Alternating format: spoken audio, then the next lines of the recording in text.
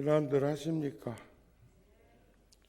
어제 아래 24절기 중에 상강이 지나갔으니까 11월 7일 날이 입동, 그리고 나면 소설, 대설, 동지. 동지하면 이제 1년이 다 지나가는 택이죠. 소한, 대한, 입춘, 우수, 경칩. 그러면서 또 한 해가 시작되는 모습을 우리는 늘 겪으면서 살고 있습니다. 마음의 문을 열면 우리들에게 주어진 그 시간이 되돌아온다는 가르침이 있습니다. 우리의 삶은 다양한 의미로 가득하고, 따라서 우리가 하고 있는 모든 행동은 매 순간마다 의미가 가득합니다. 엊그저께 고추 파종 것 같은데 고추 수확은 다 끝났고, 엊그저께 배추 모종한 것 같은데 또 김장 할 거라고. 그런데 제가 이렇게 매일 걷고 있는 꽃시장 앞에 한 가게를 지나가다 보면 다양한 과일, 야채가 얼마라고 이렇게 써져 있어요. 근데 고랭지, 배추가 지금 현재 거기에서 보니까 3,500원 써져 있는데, 우리가 보통은 겨울 김장 배추를 한 10,000포기씩 심었었습니다. 금년에도 고추는 11,000포기 심었었고, 그런데 언제부터인가 코로나 후유증도 있었겠지만 김치가 소모량이 적어졌어요. 그래서 금년에는 한 7,000포기 심었다고 그럽니다. 그런데 그것도 금전적으로 한 3,000원씩 이렇게 곱해보면 그것도 결코 작은 금액이 아니구나 하는 생각을 가지게 되는데, 시간은 예나 지금이나 항상 우리들 곁에 충분히 머무르고 있지만, 우리들은 언제부터인가 점점점 그 시간에 쫓기는 듯 살고 있는 것이 아닐까. 그게 나이 먹어가면서 느끼는 현상이라고 보여지는데, 시간을 되찾는다는 것은 그런 의미에서 마음을 열기 위한 첫걸음이 아닐까 싶은 생각을 하게 됩니다.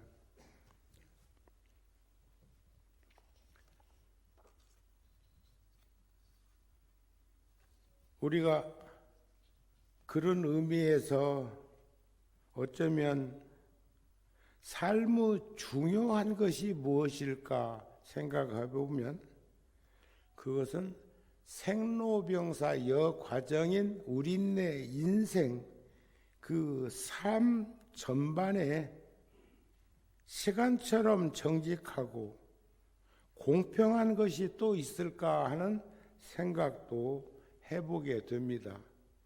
각기 다른 시간 속에서 인생이 있었다면 우리는 지금부터라도 값지고 소중한 그 시간들을 의미 있게 쌓아가는 사람이 되었으면 합니다. 그러기 위해서는 우리가 늘 생활 속에서 기도정진하는 삶을 살고 있다고 보여지는데, 내가 가야 할 그 길을 구한다고 하는 것은 모름지기 정성을 다해서 사는 것이다. 정성을 서로 감응하게 되면 능히 내가 목적한, 내가 수단으로 간직한 내 삶의 진정한 그 의미, 결과를 얻게 될 것이다. 그러므로 수행자는, 제가 줄 불자들도 수행에는 빈부귀천이 없으니까 지극한 마음으로 정진하라. 정진이라서 진지하게 살아라. 만일 지극한 마음으로 정성을 다해 그것을 구하면 반드시 얻게 될 것이다. 잡보장경에 나오는 가르침인데, 우리가 서양 철학사에 보면 나임니즈니 쇼펜하우어니 플라토인이니 아리스토텔레스니 하는 이런 이상주의자, 현실주의자, 낙천주의자, 염세주의자를, 그분들을 빗대서 말을 하는데, 우리가 쇼펜하우어는 염세주의자라고 그렇게 후대인들이 규정을 짓고 있는데, 그분은 염세주의자라면 이런 말을 못할 것 같은데, 돈은, 물질은, 재물은 바닷물과 같은 것이다 그랬어요. 그 바닷물은 목마르다고 마시면 마실수록 더 갈증이 나는 것, 이렇게 규정 지어 놓은 것을 보면 쇼펜하우어가 염세주의자 그 길을 진정으로 간 것일까 하는 생각을 하게 되기도 합니다. 부처님 경전에 보면 보시를 했다고 해서, 공양을 올렸다고 해서, 시주를 했다고 해서 다양한 그 바람일다를 의미할 건데, 보시를 했다고 해서 교만한 마음을 내거나 은혜 갚기를 바라서는 안 된다, 그런 말씀이에요. 보시를 할 적에는, 시주를 할 적에는, 공양을 할 적에는 같은 맥락의 표현인데, 자신을 돌아보지 말아야 하고 받을 사람을 가려서도 안 된다. 받는 사람, 그가 개행이 청정하거나 청정하지 않거나 혹은 선지식이거나 선지식이 아니거나 따져서도 안 된다.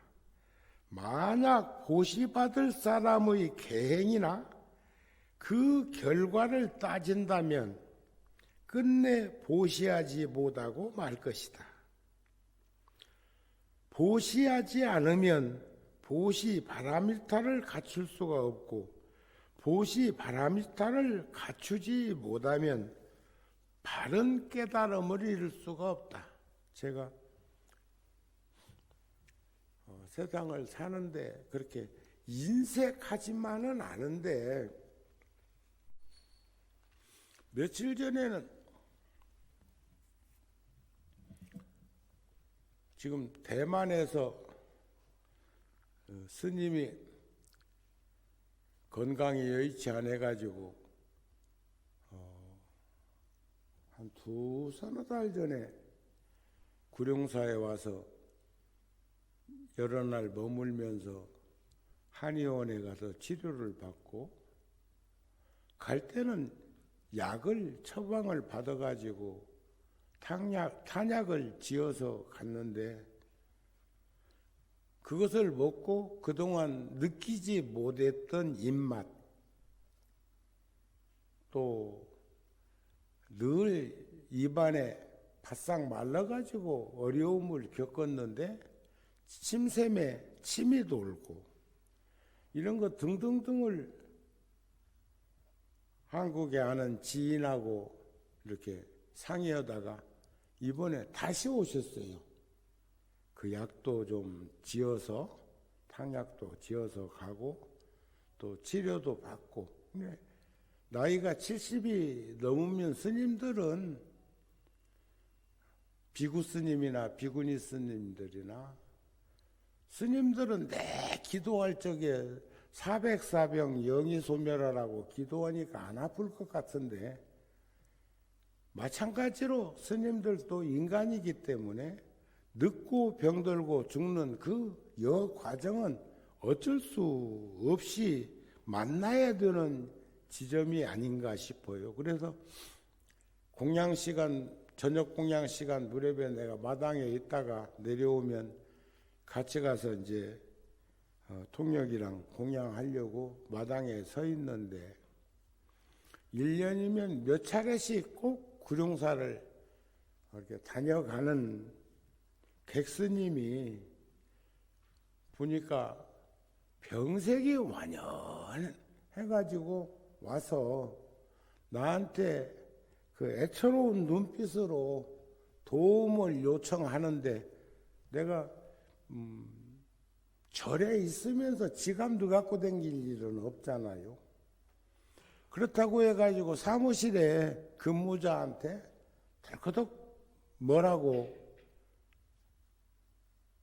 주문하기도 그렇고, 그래서 주지 성윤 스님한테 내가 전화를 해가지고 여기 객스님이 건강이 안 좋아서 왔는데 도움을 좀 드렸으면 좋겠다. 한 10만 원쯤이라도 이렇게 드려서 가시게 해라 했더니, 그 스님이 그걸 받고 어디 댕기면서 객으로 다니면서 그 약값이나 또 교통비를 그렇게 많이씩 줄 수가 없지요. 하루면 몇 분씩 오시기도 하는데 그런 돈을 마음 먹기 전에는 지원하기가 어렵습니다. 그런데 자기가 생각했던 금액보다 많았던지 나한테 와서 3번, 4번 그 인사를 하면서 고맙다고 하면서 가는데, 저런 것도 종단적으로 또 평생을 절에서 살았다면 저런 일들이 좀 조화롭게 균형 있게 이루어졌으면 좋을 텐데 하는 그런 마음이 들기도 했습니다. 그런데 보살은, 우리들은, 그러니까 보살이라고 하면 가규정이라고 그래서 깨달으신 분, 관세음 보살, 대세지 보살, 지장 보살, 미륵 보살, 문수 보살, 보현 보살, 수 없는 그런 보살은 교리적으로 표현할 때는 보살 마살이라고 표현을 하는 거죠. 그 다음에 지금 수행을 열심히 하고 있는 승가도 보살이고, 그 다음에 가규정이니까 모든 유정체는 다 보살이 되어야 한다는 그런 의미인데, 그 보살이 직간접적으로 알게 모르게 보시를 할 때에는 늘 평등한 마음으로 중생들을 친자식처럼 생각해야 한다. 병든 사람을 보면 부모가 병든 자식을 대하듯 가엾이 여기어 보살펴 주어야 하고, 즐거워하는 중생들을 보면 병든 자식이 쾌차한 것을 보듯 기뻐하고, 보시한 다음에는 장성한 자식이 스스로 살아가는 것을 보고 마음을 놓듯이 해야 한다.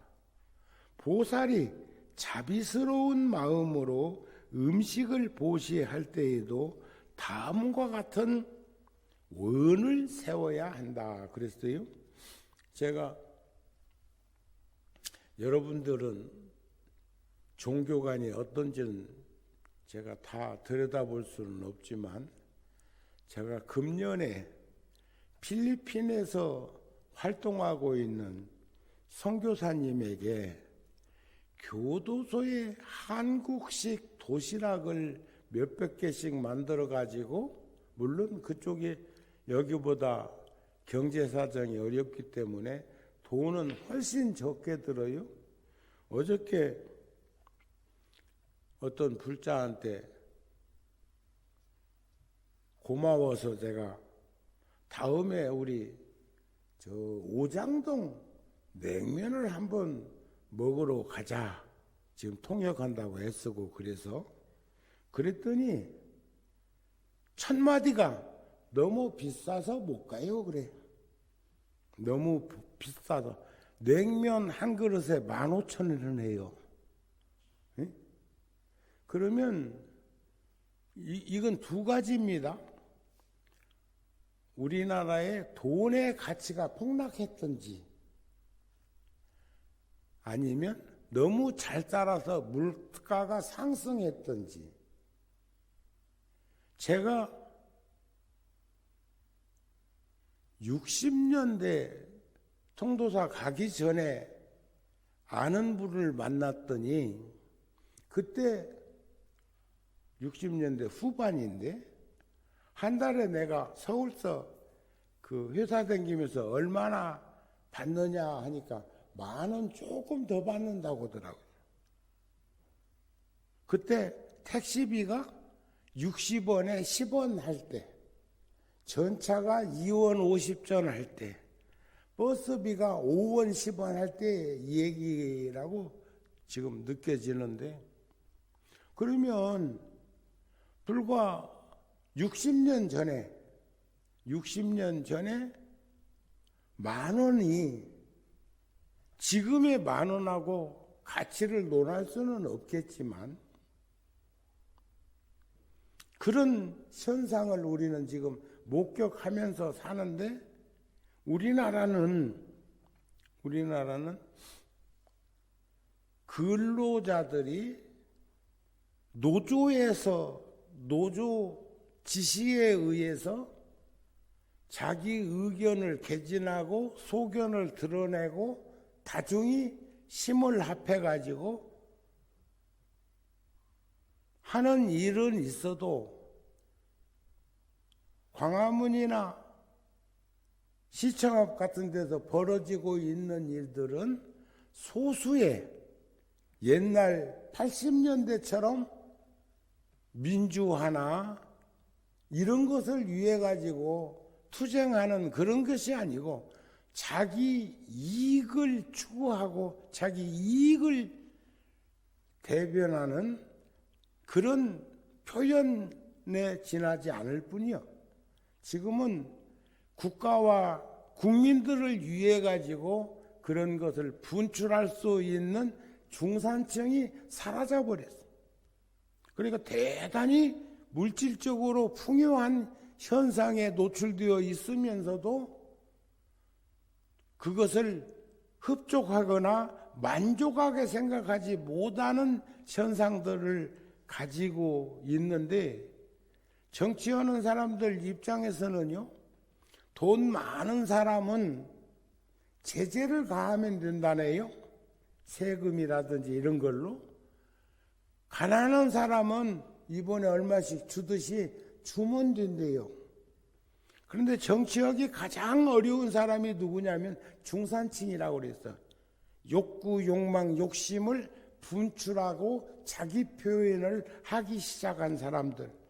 근데 우리나라는 그 현상이 80년대를 지나면서 점점 소멸되어 가지고 사라진 것을 보면 지금 우리는 참 안타까운 현실에 놓여 있는 것이 아닐까 싶은 생각을 하게 되는데, 그때 교도소에서 안 된다고 거부했었다고 그래요.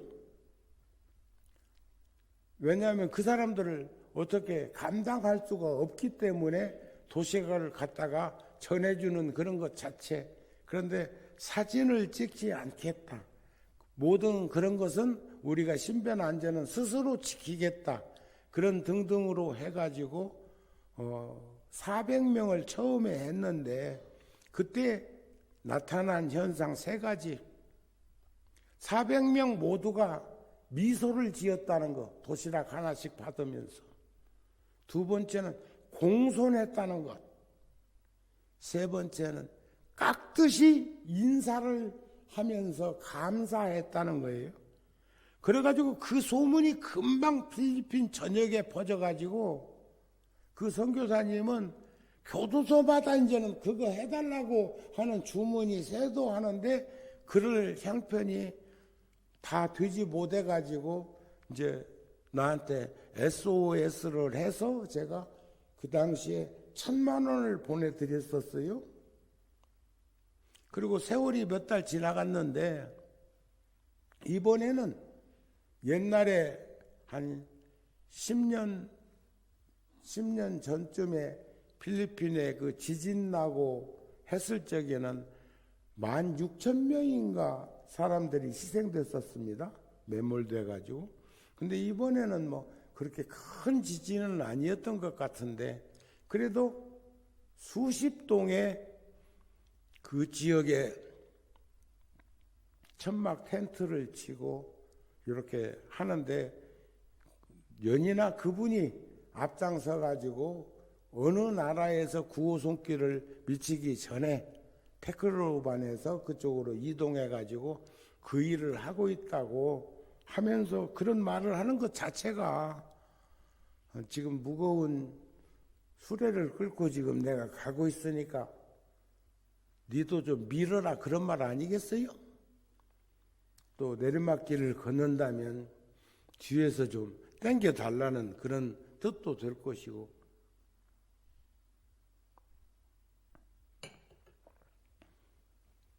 그래서 얼마 전에 제가 또 1,000만 원을 보냈습니다.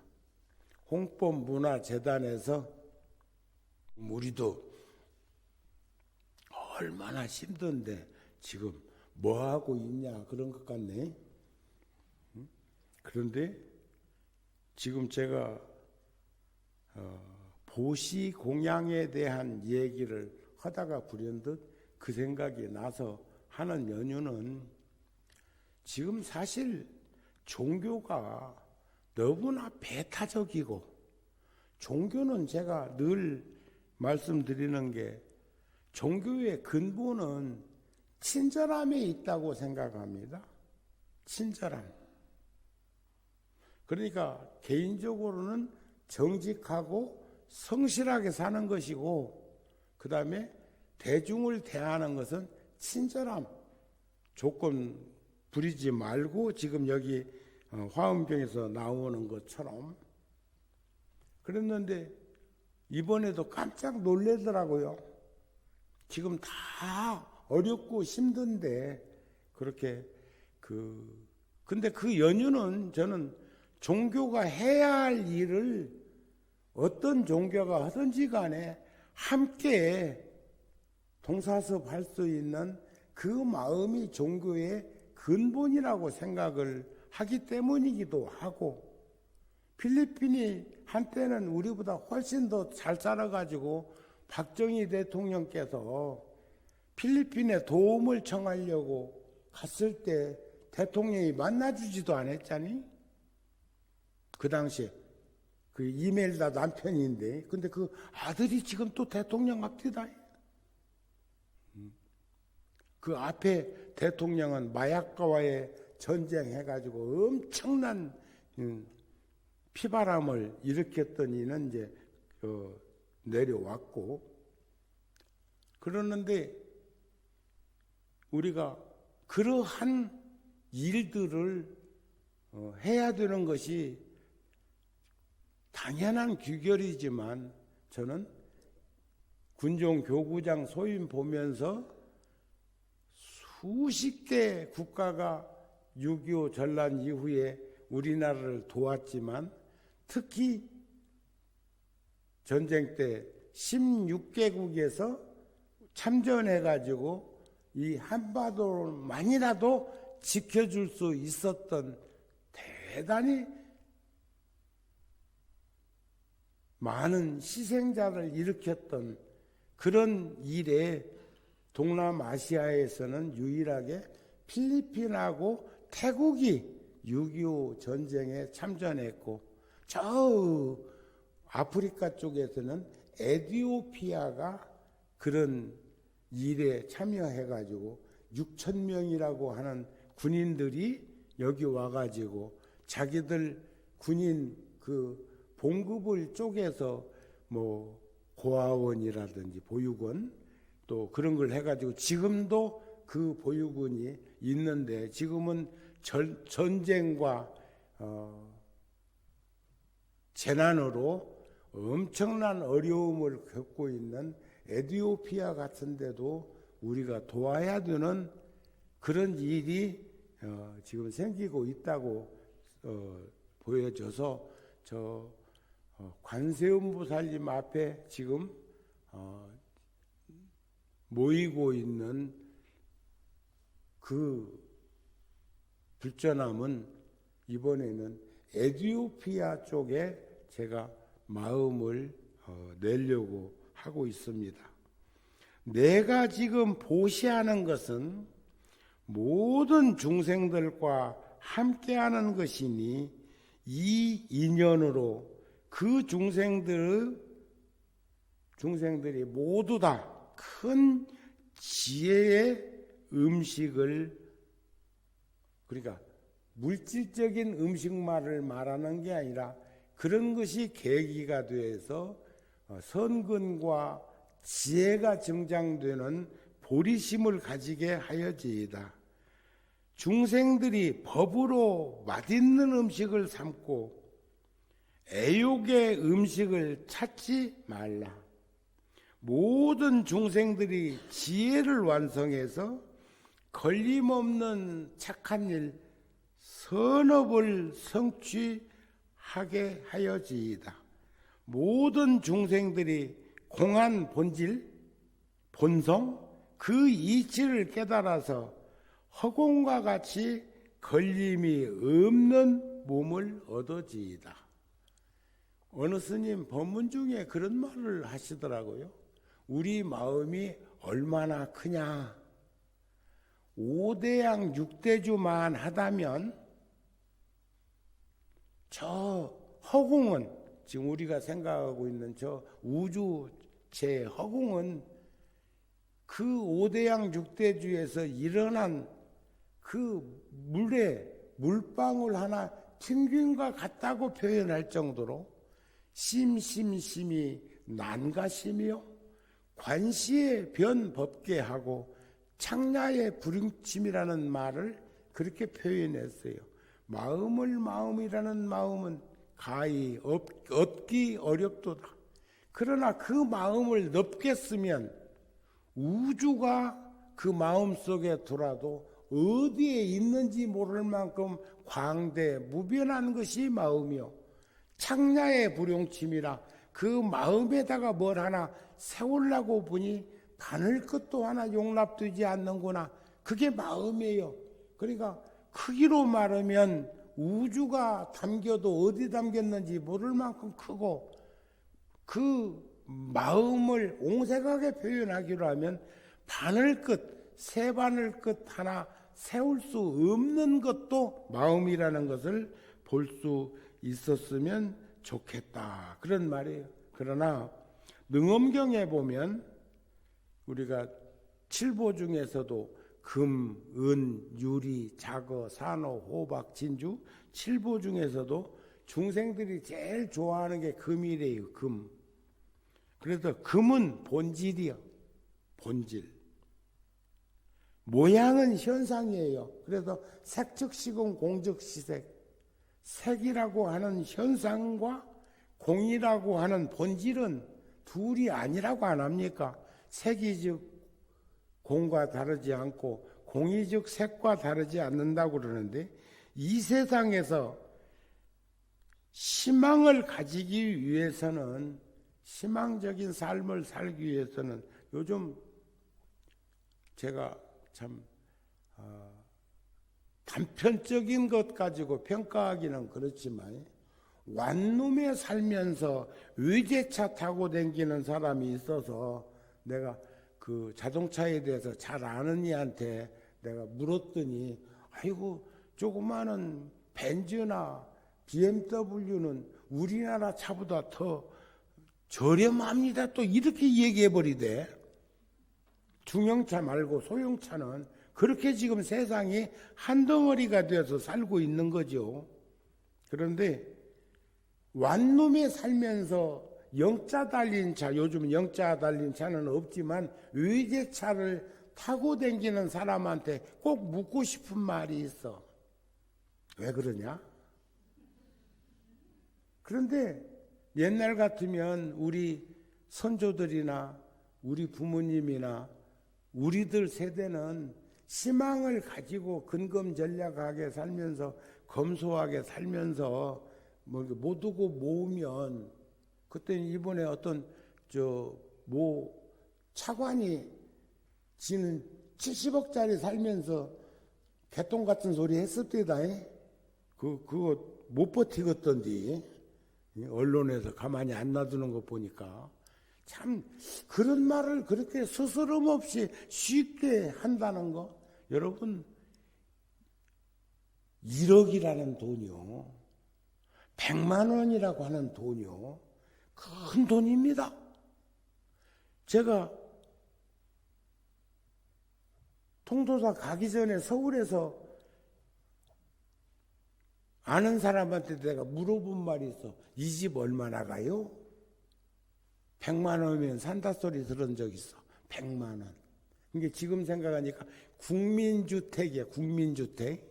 그런데 화장실은 바깥에 있고 열쇠 잠겨져 있지만 그 다음에 구멍가게 하나 가지고 있고 방은 한 3개 정도 되고 방만은 마당을 가지고 있었던 것으로 지금도 기억이 되는데 그 집이 그때 물어보니까 100만 원이면 살 수 있다고 했을 때 직장 다니는 사람이 10,000원, 20,000원 한 달에 월급 받던 그 시절이 아닌가 싶은 생각이 드는데 그런데 그게 지금은 그리고 알 수 없는 것은 나는 주택 같은 데서 살면 그나마 빌라 정도에서 사는 것 같은 이해가 되는데 그 아파트 사는 것이 그리 좋다며요.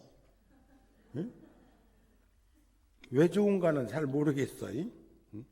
그래서 우리는 세상에서 희망을 가지기 위해서는 정직한 이들이 그 꿈을 이루기 위해서 성실하게 살아가는 모습이고 그 성실함으로부터 성취함에 진실한 삶의 모습이 나타나고 성공한 사람들이 이루어낸 인생은 그 시간에 쫓기는 분주함으로부터 자유로워질 때 그곳에서 진정한 행복이 있다. 함께하는 생활의 세상을 지배하는 강한 것이 아니라 적응하면서 살아가는 것이다. 그런 아주 의미 있고 공감되는 그런 말씀이 있던데 요즘은 희망이 사라진 것이 아닐까. 그리고 그렇게 막 1억도 엄청나게 큰 돈인데 몇십억 갖고도 그런 일을 그리고 또 규제를 강화해가지고 그런 것을 어떻게 마음을 낼 수 없는 현상을 보면서 우리는 부처님 시대로 돌아가서 한번 생각해 볼 일이 있습니다. 부처님께서 부지런한 이들을 칭찬하라는 그 가르침에 부처님께서 21년 동안 계셨던, 저는 구룡사에 40년 살았습니다. 부처님은 그렇게 오래 머무신 곳은 없었는데 나는 어쩌다가 그렇게 그냥 구룡사가 좋아서 그랬겠죠. 그때 기원정사에 계실 때 부처님이 태어난 가비라국을 망하게 했던 인접국가 코살라 국왕이 부처님께 사람은 누구나 소원이 있고 그것을 이루고자 성취하고자 합니다. 어떻게 해야 이 세상에서 그 소원을 성취하고 후대에 그 소원을 성취할 수 있게 해줄 수 있겠습니까? 왕이 부처님께 묻는 거예요. 참 부처님도 참 힘드셨겠어요. 당신이 태어난 나라를 먹어버린 그 왕이 또 부처님한테 그런 걸 묻는 걸 보면 그때 부처님께서 그것은 오직 한 가지 게으르지 않는 것이요 불방일 누구나 방일하지 않고 부지런히 살아가면 정진하면 그 소원은 반드시 이루어질 것입니다. 모든 소원을 성취하고자 한다면 게으르지 말고 불방일에 의지해서 살아가야 합니다. 그랬어요.